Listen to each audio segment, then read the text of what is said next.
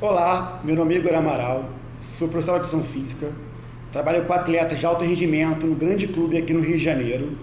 Fui convidado pela empresa Elos Vitae para esclarecer algumas dúvidas sobre treinamento físico.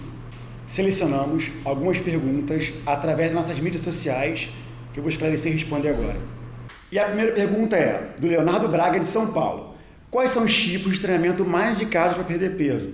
Leonardo, não tem tipo indicado. O ideal é que você faça o esporte mais confortável, porque o que realmente vai ser significativo é a intensidade que você vai praticar esse desporto. E a próxima pergunta é do Igor Delgado, do Rio de Janeiro. O que é HIIT? Igor, HIIT é o treinamento intervalado de alta intensidade. É quando você consegue elevar o estímulo à máxima intensidade, seguido de uma recuperação. É a alternância entre a máxima e a recuperação. O exemplo, quando você consegue elevar em 30 segundos o estímulo máximo, máxima intensidade, seguida da recuperação. E a próxima pergunta é da Beatriz Lopes, do Rio de Janeiro. O que é fartlek?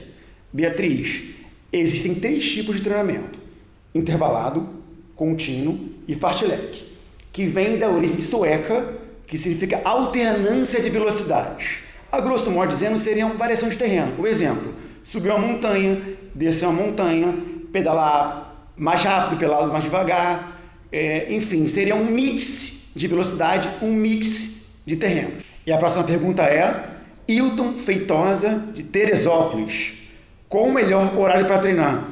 Hilton, não existe um melhor horário para treinar. Você pode treinar no horário mais confortável, dependendo da sua disponibilidade de tempo.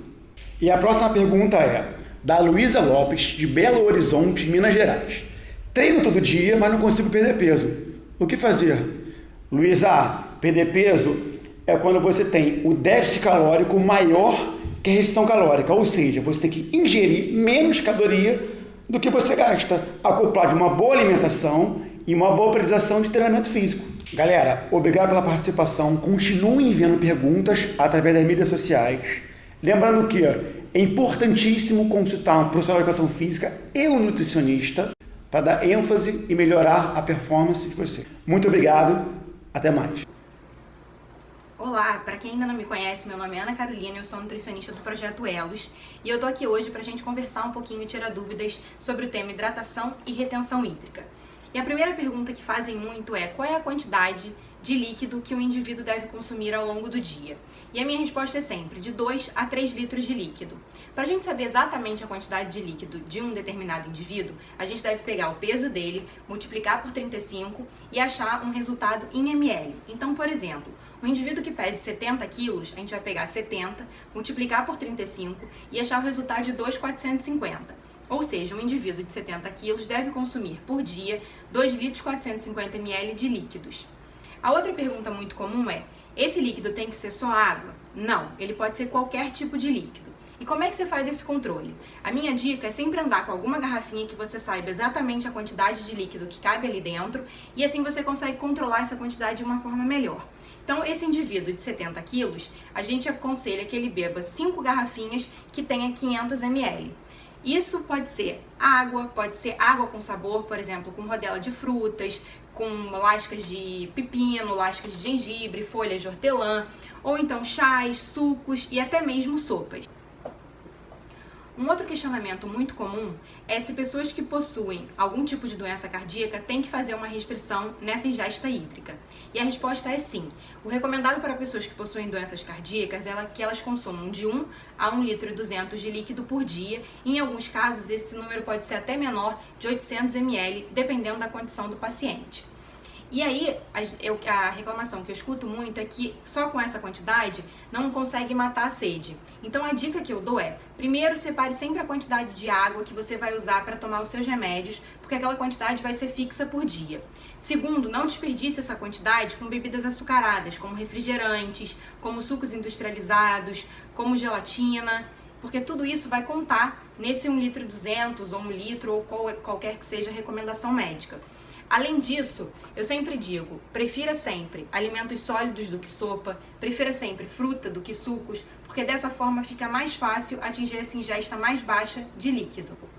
Agora vamos conversar um pouquinho sobre retenção hídrica e alguns fatores eles facilitam essa retenção, como por exemplo a ingestão de bebida alcoólica.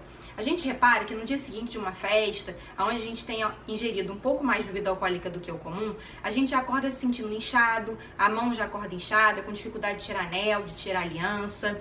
Outro elemento que influencia muito nessa retenção é o sódio. E como é que a gente faz então para não ingerir uma quantidade de sódio superior à que a gente deve? Primeira dica é evitar alimentos industrializados ou embutidos, porque a indústria ela usa o sódio como forma de realçar sabor e como forma de aumentar o tempo de vida de prateleira dos alimentos. Então, se a gente consumir muito industrializado, a gente acaba, consequentemente, consumindo muito sódio. Então, a gente tem que sempre preferir uma alimentação mais natural, com mais frutas, legumes, verduras, proteínas de origem animal. A segunda dica é evitar ter o saleiro na mesa. Eu tenho muitos pacientes que acabam acrescentando o sal na comida, mesmo quando não existe necessidade, só pelo hábito. Quando o saleiro não está por perto, eles já vão perdendo esse hábito aos poucos e diminuindo assim também a ingestão de sódio. A terceira dica é evitar utilizar temperos que já vêm prontos, como aqueles cubinhos ou qualquer tipo de pozinho. O ideal é que a gente faça o uso de ervas aromáticas, de temperos mais naturais, como manjericão, alecrim, salsinha, cebolinha, alho, cebola, porque tudo isso vai fornecer sabor no alimento sem que você precise acrescentar sal.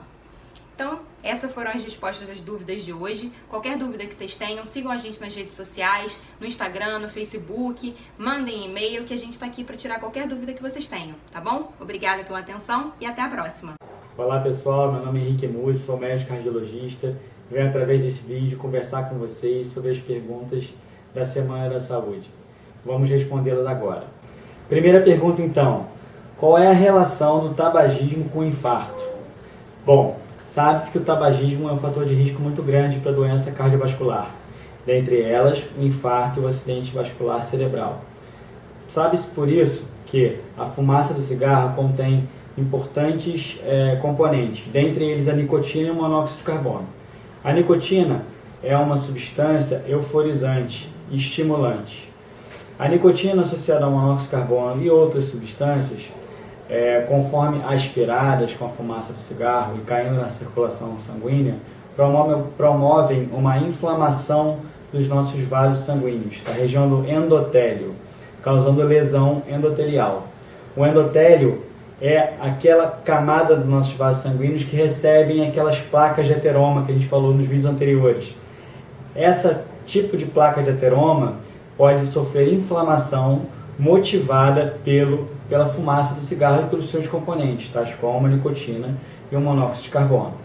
Esse tipo de inflamação do endotélio, esse tipo de lesão endotelial pode predispor a eventos agudos, a ruptura de placa e, consequentemente, um infarto agudo do miocárdio, que nada mais é do que a ruptura de placa de ateroma na artéria coronária lá do coração. Então, por isso, pessoal, que o tabagismo é um importante fator de risco cardiovascular. Por quê? Ele predispõe ao infarto agudo do miocárdio. Sabe-se por estudos que o tabagismo aumenta em 2 vezes as chances de ter doença cardiovascular em pacientes maiores de 60 anos e que aumenta em até 5 vezes as chances de ter doença cardiovascular em pacientes mais jovens, menores de 50 anos. Portanto, é um fator de risco que deve ser tratado e evitado. Vamos lá, pessoal, vamos responder a segunda pergunta. Qual é a diferença do infarto na mulher e do infarto no homem? Bom, o infarto, na verdade, é o mesmo evento. É a ruptura daquela placa de ateroma ou placa aterosclerótica nas coronárias do nosso coração. Porém, os sintomas do infarto na mulher e no homem podem diferir um pouco. No homem, classicamente, você tem uma dor retroesternal no tórax em aperto que pode irradiar para membro superior esquerdo, pode irradiar para a região da mandíbula ou pode irradiar para a região dorsal. Essa é a dor clássica do infarto, que nós chamamos de dor anginosa típica. Na mulher, os sintomas podem ser um pouco mascarados, assim como no doente renal crônico ou no paciente diabético. A mulher pode ser oligossintomática, ou seja, pouco sintomática. Os sintomas do infarto podem aparecer como um cansaço, uma falta de ar, uma prostração, uma queda do estado geral, mas as mulheres mais jovens também têm sintomatologia clássica semelhante aos homens. Dor em aperto, irradiação para o braço, e também a sudorese fria, náuseas e vômitos. Isso também pode acontecer nos homens. Portanto, a diferença é, a mulher pode ser mais oligossintomática, ou seja, menos sintomática. Os sintomas do infarto podem aparecer somente com cansaço e uma falta de ar. Vamos responder agora a terceira pergunta. Como eu faço o diagnóstico de pressão alta? Bom, a pressão alta ou a hipertensão arterial sistêmica é uma doença que acomete em torno de 30% da população brasileira.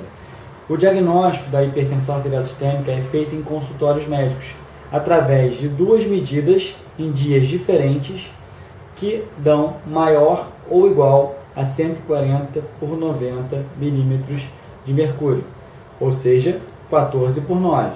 Se você tem duas medidas em 2 dias diferentes acima de 14 por 9, você tem o diagnóstico de hipertensão arterial. Se você tem a medida de pressão arterial maior ou igual a 180 por 110 milímetros de mercúrio ou 18 por 11, isoladamente, você já tem o diagnóstico de hipertensão arterial. Porém, essas medidas necessariamente têm que ser feitas em consultório médico, num ambiente calmo, com a bexiga vazia, sem ingestão de café ou chocolate antecipadamente, ou seja, numa consulta médica que dê para você conversar e medir a pressão arterial da forma ideal do seu paciente. Tudo bem? Então, a partir de agora, estão respondidas as perguntas da Semana da Saúde Online. Obrigado, tchau, tchau.